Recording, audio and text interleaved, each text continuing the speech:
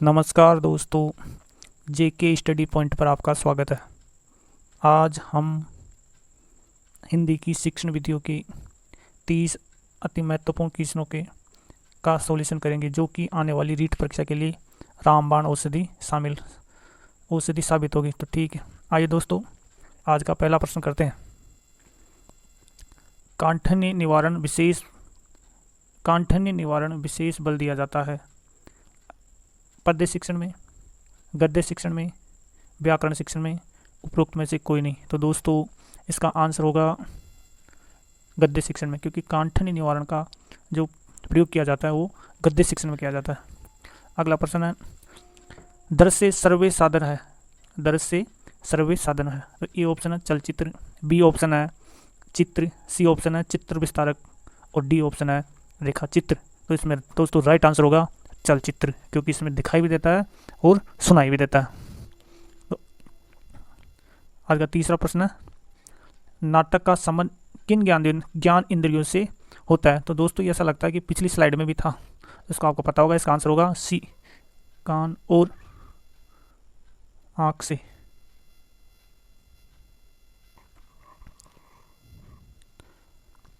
दोस्तों तीसरा प्रश्न है, ब्लू प्रिंट ढांचा तैयार करने में उपयोगी नहीं है। तो इसमें दोस्तों इसमें ऑप्शन छांटना है नहीं है। तो इसमें पहला ऑप्शन है ये शिक्षक निर्मित सामग्री, बी ऑप्शन है शिक्षण के लक्ष्य, सी ऑप्शन है पाठ्य पुस्तक के प्रकरण और डी ऑप्शन है प्रश्नों के प्रकार। तो दोस्तों ब्लू प्रिंट तैयार करने में उपयोगी नहीं है, इनमें से उपयोगी नहीं है। तो इसमें आंसर होगा शिक्षक निर्मित सामग्री कोई भी उपयोगी नहीं होती है नीलपत्र निर्माण में।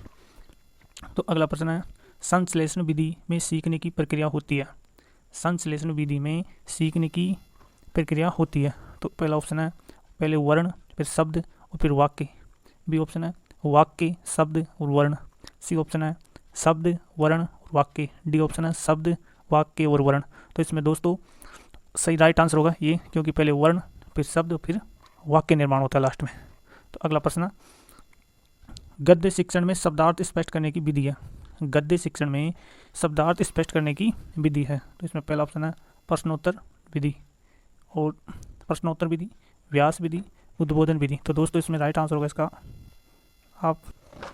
दोस्तों इसका आंसर होगा सी, उद्बोधन विधि। तो अगला प्रश्न है, निम्नलिखित में से कौन सा सर्वे साधन नहीं है। लास्ट में पढ़ना है नहीं है। निम्नलिखित में से कौन सा सर्वे साधन नहीं है। तो इसका राइट आंसर होगा दोस्तों रेडियो बिल्कुल होता है सर्वे साधन, लाउड स्पीकर बिल्कुल होता है, लिंगाफोन बिल्कुल होता है, लेकिन चलचित्र नहीं होता दोस्तों। चलचित्र तो एक दृश्य साधन है।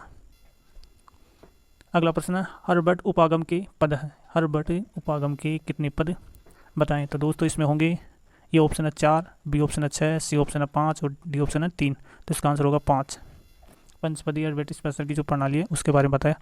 अगला प्रश्न है, शिक्षण में इकाई का संप्रति की देन है। यानी शिक्षण में इकाई संप्रति किसकी देन है। तो दोस्तों इसका आंसर होगा मॉरिसन, राइट आंसर।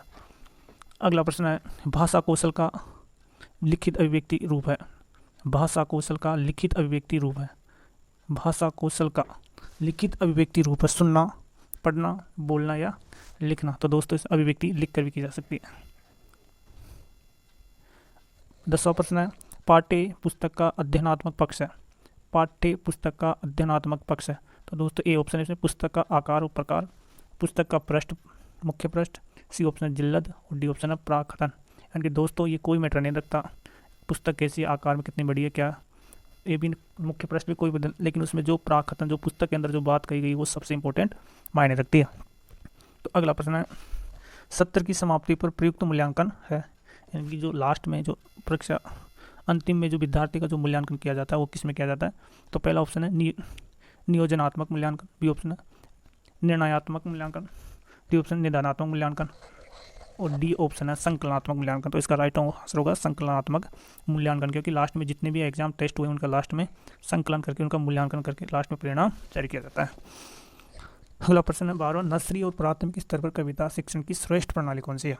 तो दोस्तों नर्सरी यानी कि कक्षा 1 से लेकर कक्षा 5 और कक्षा 6 से 8 तक की कविता शिक्षण की श्रेष्ठ प्रणाली कौन सी मानी जाती है। ए ऑप्शन है कविता, गीत एवं नाट्य प्रणाली, बी ऑप्शन है शब्दार्थ कथन प्रणाली, प्रश्नोत्तर प्रणाली, व्याख्या प्रणाली। तो दोस्तों इसका राइट आंसर होगा गीत एवं नाट्य प्रणाली को सर्वश्रेष्ठ माना गया। अगला ऑप्शन है भाषा कौशल है, भाषा कौशल है शिक्षण कराना, अधिगम कराना, अनुदेशन कराना, दक्षता प्राप्त करना। तो दोस्तों भाषा का कौशल है भाषा में एक दक्षता प्राप्त करना, सही ऑप्शन होगा इसमें डी। दोस्तों थोड़ा पेन चेंज कर ले उसमें, तो रेड कर लेते हैं अब। अगला प्रश्न होगा प्रोजेक्ट विधि में शिक्षा प्रदान की जाती है, प्रोजेक्ट विधि में शिक्षा प्राप्त की जाती है। तो कैसी प्रदान की जाती है? सैद्धांतिक शिक्षा, जीवनोपयोगी शिक्षा, बेसिक शिक्षा या नैतिक शिक्षा। तो इसका आंसर होगा बेसिक यानी जीवनोपयोगी शिक्षा, इसमें बी ऑप्शन होगा करेक्ट आंसर।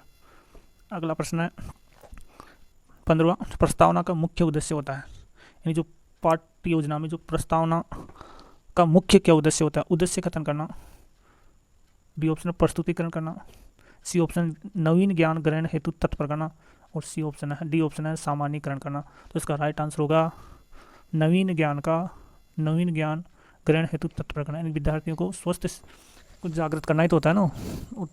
17वां प्रश्न है रंगमंच अभिनय विधि है, यानी रंगमंच अभिनय विधि कौन सी मानी जाती है?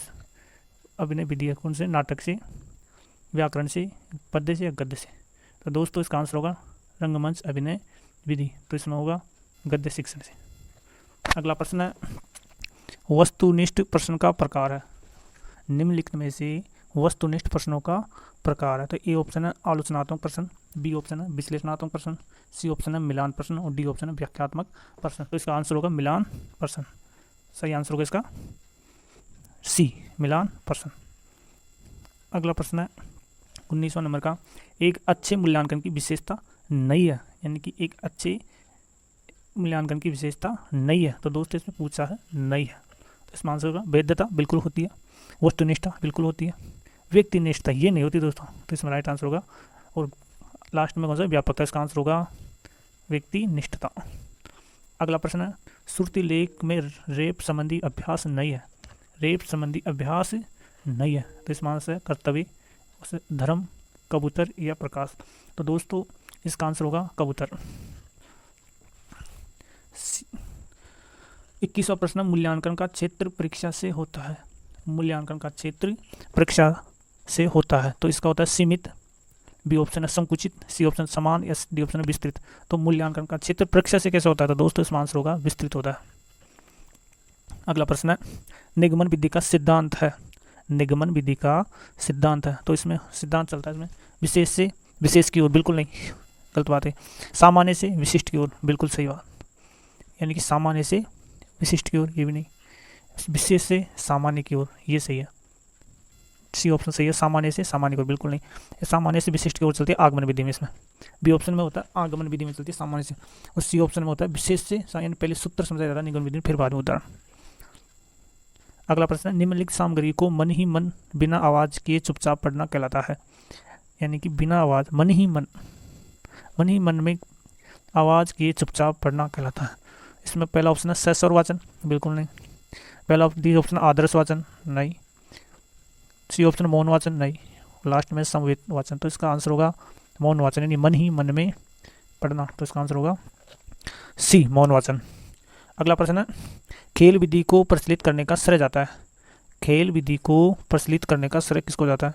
खेल विधि दोस्तों, तो खेल विधि को प्रचलन करने का इसमें एच.सी. कुक को जाता है, इसका राइट आंसर होगा एच.सी. कुक।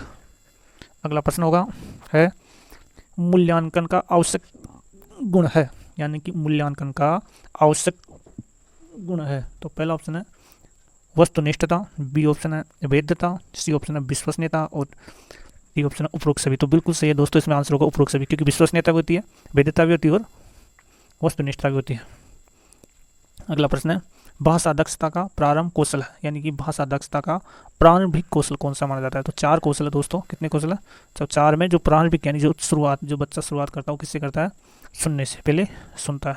तो इसमें पहले पे नंबर पे आएगा ये, फिर दूसरे नंबर पे आता है, इस दूसरे नंबर पे आता है पहले सुनता है फिर बोलता है, दूसरे नंबर पे आएगा ये, और फिर तीसरे नंबर पे आएगा फिर पढ़ता है, और फिर लास्ट में क्या करता है? लिखता है। तो इसमें क्या पूछा है दोस्तों?